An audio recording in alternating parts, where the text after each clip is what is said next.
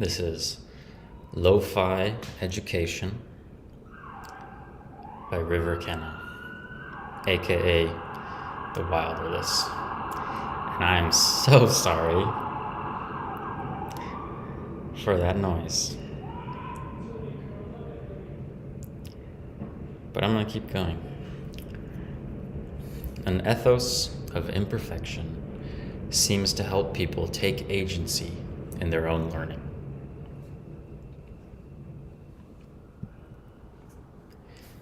In my mid-20s, I was teaching US history to Vietnamese high school students in Hanoi.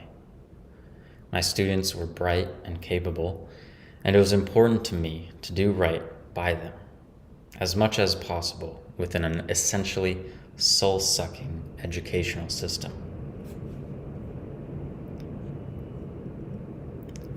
I found myself gravitating towards what I've come to think of as lo-fi education. Just as lo-fi music leaves in mistakes, interference, and other imperfections for a more grounded feel, I started intentionally leaving in and creating imperfections in my teaching style. I'd make sweeping statements about a historical figure and let students correct them. I'd pretend not to be clear on something so students would step in to clarify it, often multiple students paging through textbooks to back up what they were saying. One time, I pretended I'd been too lazy to make a lesson plan and told the students to take half the class lining up historical people with Marvel characters. They mixed and mingled and chatted and sympathized with me that doing homework was hard. And at the end of it, we got about a dozen really well-reasoned defenses of who was the Iron Man of the Founding Fathers, Thomas Jefferson, and who was the Hawkeye of American presidents, William Henry Harrison.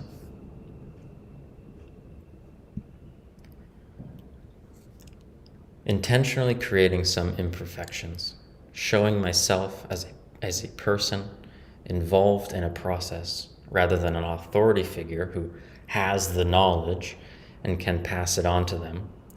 These really helped my class engage with history. More importantly, it helped cultivate an attitude of agency and self-navigation in the class. I had those students for 2 years, and when they first came to me, they could barely do simple tasks without asking for a couple paragraphs of specific instructions on how exactly to do it and how exactly it would be graded. By the end, I could give brief prompts and trust them to dive into complex material for an interesting take, explained with real wit and personality.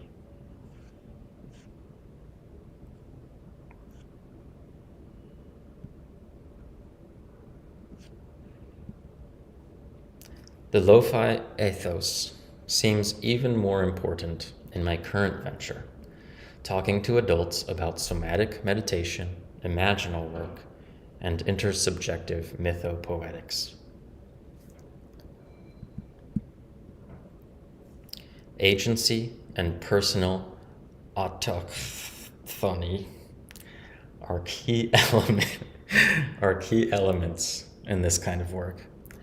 And any idea that there's another person who has the knowledge and can pour that knowledge into you is a ridiculous fiction. If that fiction particularly sticky, it can become a dangerous one. At the beginning of the Red Book, Carl Jung voices an idea that comes around again and again in this area. You seek the path, I warn you away from my own. It can also be the wrong way for you. May each go his own way.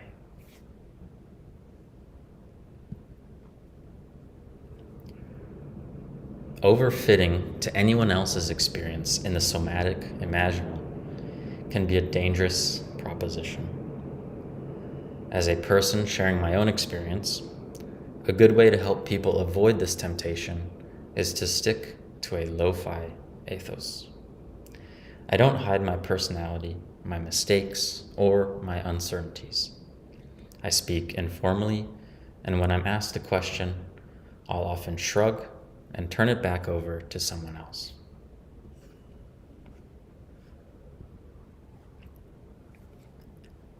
When I built a somatic meditation course, I refused to structure it in a neat Unit 1, Unit 2, Unit 3 progression, instead creating a landscape of different pages, practices, conversations, and prompts, along with 4 different possibilities for navigating that landscape in your own way and on your own time.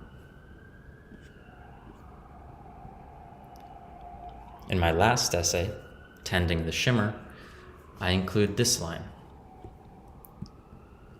I have comparatively little knowledge or experience in any of the frameworks above. I've found the shimmer mostly through side doors and back roads, haltingly and crudely. One piece of feedback I received on the essay was to, quote, delete this line. It undermines your claim to authority on the subject. Excellent! Undermining any authority a reader might think I have is a feature, not a bug.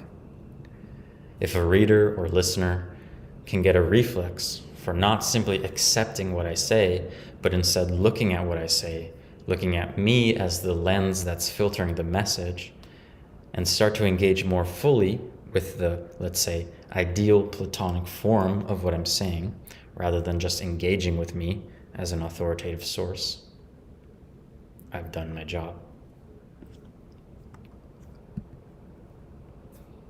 In the interest of full disclosure here, my elementary school was a trailer parked behind my parents' church, and my high school was a pastor training prep school for a religion I didn't believe in.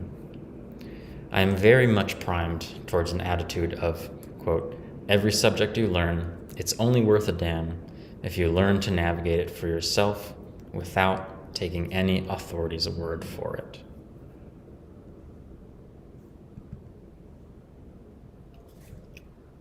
My own disposition is definitely a factor. But even putting that aside, I don't think I'm wrong about a lo-fi ethos being helpful for learning. Other teachers at my school in Vietnam asked me how I got my kids to do the projects they managed to do. My students seemed to have noticeably higher ability to navigate complexity with minimal prompting. And feedback that I've gotten fairly often on my somatic and imaginal workshops goes along the lines of, quote, it feels like you're really giving me permission I didn't know I was missing to explore this in my own way.